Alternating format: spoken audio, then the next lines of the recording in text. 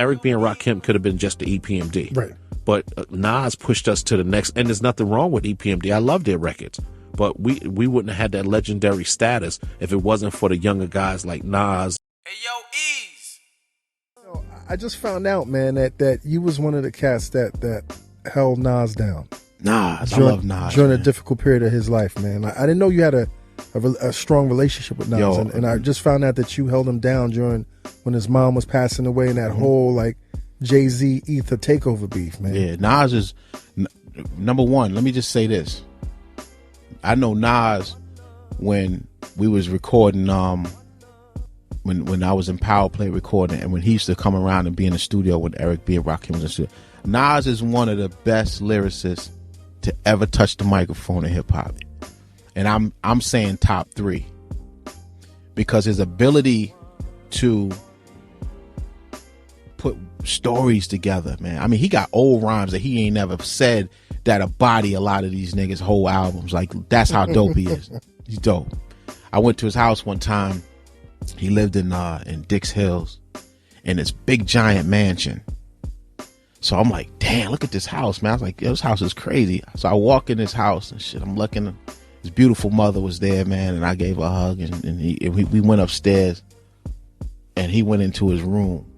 Nas had a bed in his room, and on his floor was books everywhere. And he was just picking through these books, reading books. He's a very wise cat, a lot of knowledge, man. And I mean, just he's so humble. He's so humble that it makes you almost humble yourself. You know what I'm saying? Because there's a spiritual thing going on with him too that people don't really know either. You know, because I remember my mom's at that time of his life when he was dealing with the whole battle thing.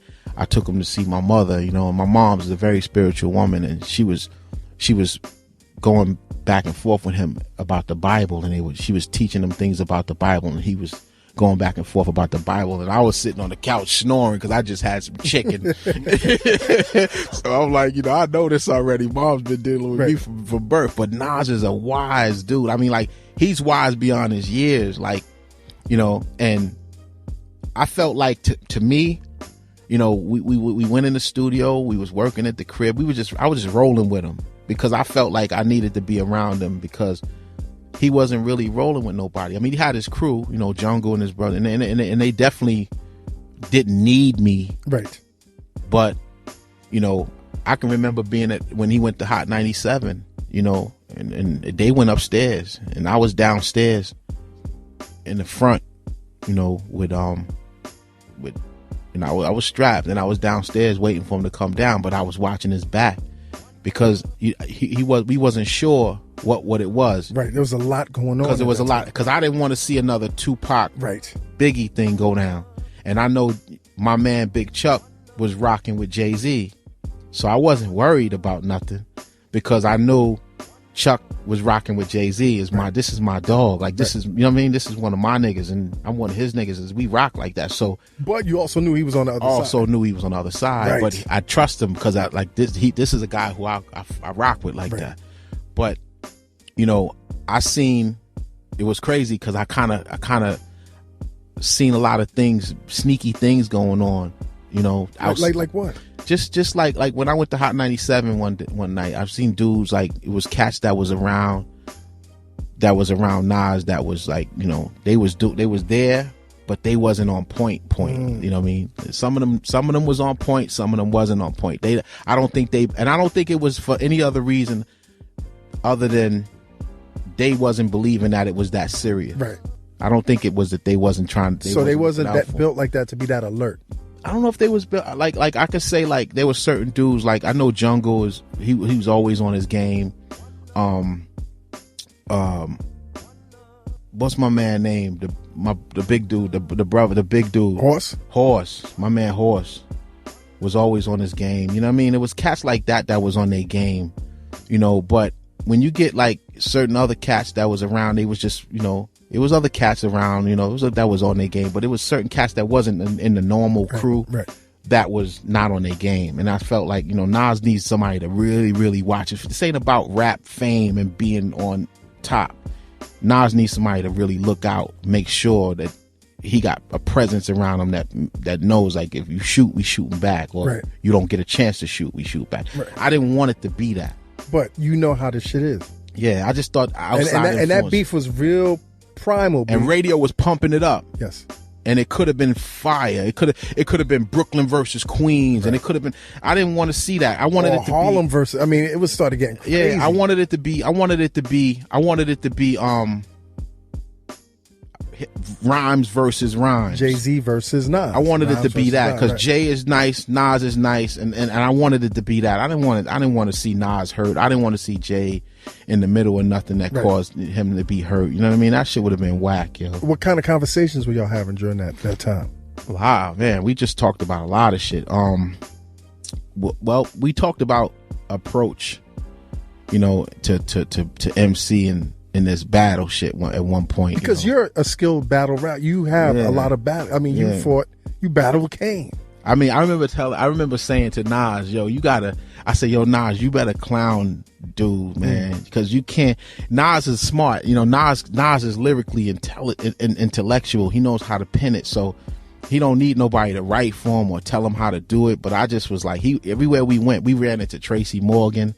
We ran at all the studios where I was going. You would see all these people coming around him. The kind of people that come around Nas, you would bug out when you say, oh shit, like, you know, we run into people and they're like, yo, you got to really get at this dude in a way that, you know, that really puts him, makes people, because to me, the best battle MC is one that gets that crowd response when you say, like what Kane is good at.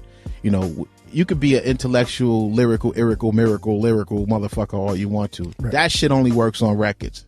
It does not work on stage when you battling somebody. You need to have them every 4 bars. The crowd got, the music got to drop, the DJ drop the music, and the crowd got to go, oh, shit. You got to feed the savages. Got to feed them. Right. That's them punchlines. You need punchlines when you nice like that. You know what I mean? And Nas is you know, both of them have the ability. Right.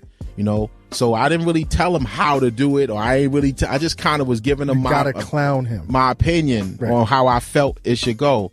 And whatever he listened to, whatever he didn't. But he didn't need me to tell him anything because he knew where he was going to go with it. I just was there as moral support to say, yo, dog, I feel you on this. You got to do what you got to do. Just be sharp.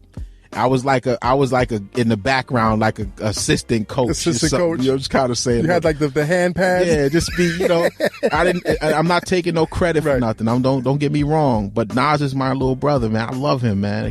I like where he is with himself, like his career now. You know, whenever he's an elder statesman, man. Whenever he goes through shit, he knows how to pin it to let the world see it. Like I love that he did the Daughters record right after. If you look at what happened before that, yes. How he lives his music is his life, man. When he was a young kid coming to the lab, he was the same way, man. He was very observant, you know, and he was so you knew what type of cat he was before he even. Yeah. I mean, listen, look, you know, being around dudes like Large Professor and Cool G Rap and you know, how could you not be a lyricist? Right. How could you not, you know, like have your talent? Cool G Rap went from 0 to 60 like that. Yes. Yeah. Like it wasn't a struggle. No. Like, y'all, it wasn't a struggle for y'all to get on. We did it because it felt good. Right. We did it because we felt, and I never forget. And I remember even like people that pushed us to the next level. Like, you know, your Foxes, you know, my cousin Fed, my brother Anthony, my brother John, and people that pushed us to the next level. I'll never forget, Nas was in the studio working. He was a young kid. Just like Rakim, young, thirsty, and he was spitting fire. And I'll never forget, and he will not take credit to it today, and I always remind him. I remember he was in the studio, we were going to work with him, and then Rakim called me one day and was like, yo, E, man, we got to get back to our day job. Right. You know what I'm saying? Forget all them kids in the studio. We got to get back to our day job. And you know what I'm saying? These guys were really, you know, right on our heels, you know, the Nas's, and these guys are coming up. Right. So we had to kind of separate ourselves and go into the next level. And I remember Rakim calling me and saying, E, man, you know, it's time for us to go to the next level. And that's what we did. And I'd say to Nas, he's the reason that took us into, and it's no disrespect to EPMD. Hey, yo, E.